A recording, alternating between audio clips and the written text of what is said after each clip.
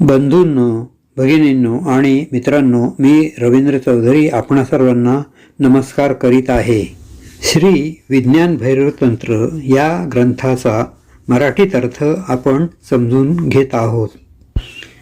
या रुद्रयामल तंत्राचे गूढ रहस्य म्हणजे श्री भैरवांनी श्री भैरवीला जो उपदेश केला तो आहे.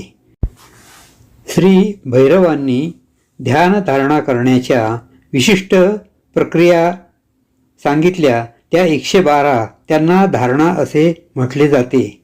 या व्हिडिओमध्ये आपण संस्कृत श्लोक आणि त्यांचा मराठीत अर्थ सांगण्याचा मी प्रयत्न करीत आहे.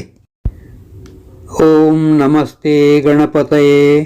ओम श्री भैरवाय नमः.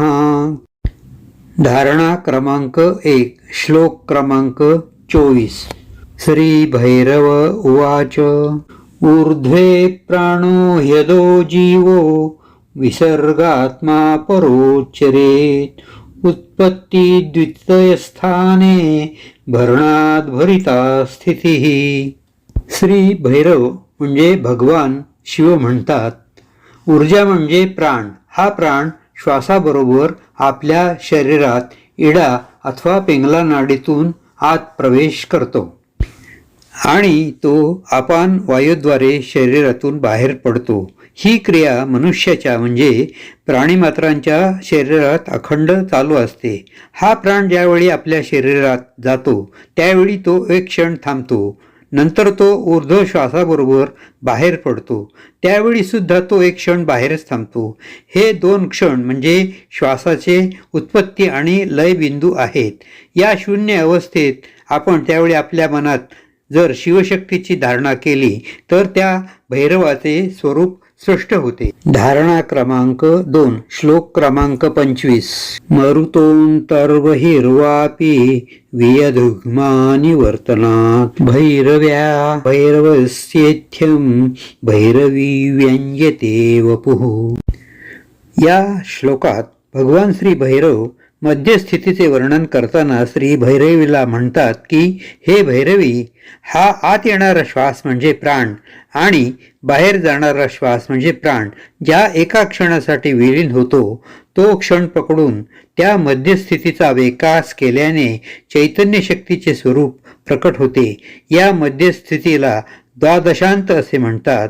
ही मध्यस्थिती केवळ एका क्षणापुरतीच असते. या मध्यस्थितीचा एकाग्रतेने अभ्यास केल्यास भगवान श्री भैरवांचे स्वरूप प्रकाशित होते. न व्रजेन विशेषक्तिर्मरुद्रूपा विकासिते निर्विकल्पतया मध्ये तया भैरवरूपता. श्वासरूपी प्राणशक्ती अथवा जीवशक्ती जेव्हा आतही जात नाही आणि बाहेरही येत नाही त्या क्षणी शक्तीचे कोणतेही स्पंदन नसते. या क्षणी जी स्थिती असते त्या स्थितीमध्ये स्थिर राहिले असता निर्विकल्प अवस्था प्राप्त होऊन साधकाला भैरव स्वरूपाची अनुभूती येते आणि त्याला आत्मस्वरूपाचे ज्ञान होऊन समाधी अवस्था प्राप्त होते. धारणा क्रमांक 4, श्लोक क्रमांक 27. कुंभितारिचिता वापि पुरिता वा यदा भवेत् तदन्ते शान्तनामासौ शक्त्या शांतः प्रकाशते. भगवान शिवांची ही प्राणशक्ती शरीरामध्ये श्वास आणि उच्छ्वासाच्या रूपाने सतत चालू असते, ज्याला आपण रेचक आणि पूरक म्हणतो. जेव्हा श्वास रोखून ठेवतो त्याला अंतरकुंभक म्हणतात आणि श्वास बाहेर रोखून ठेवण्याला बाह्यकुंभक म्हणतात. या अंतरकुंभक आणि बाह्यकुंभक अवस्थेत प्राण आणि अपान वायू शांत होतात. त्यामुळे मनाची चंचलता शांत होऊन चैतन्याचे स्वरूप प्रकाशित होते. धारणा क्रमांक 5, श्लोक क्रमांक 28. आमूलात् किरणभासां सूक्ष्मात् सूक्ष्मतरात्मिकां चिंतयेत् तां द्विषट्कान्ते शाम्यन्तीं भैरवोदयः. ही प्राणशक्ती हृदयापासून निघून द्वादशांतपर्यंत पोचते तेव्हा ती अत्यंत सूक्ष्मात सूक्ष्म अशी होते. त्याचप्रमाणे ही शक्ती मूलाधार चक्रापासून निघून सहस्रार चक्रापर्यंत जात असतानाही सूक्ष्मात सूक्ष्मतम होत जाते आणि सूर्य अथवा चंद्रकिरणाप्रमाणे प्रकाशित होऊन चैतन्य स्वरूपात विलीन होऊन त्या चैतन्य स्वरूप भैरवाचे ज्ञान होऊन स्वयं शिवस्वरूप होते.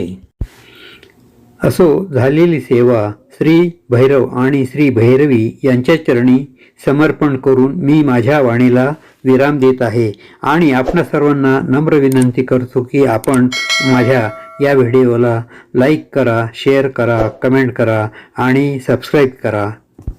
आपण माझे व्हिडिओ पाहत आहात त्याबद्दल आपणा सर्वांना धन्यवाद आणि नमस्कार.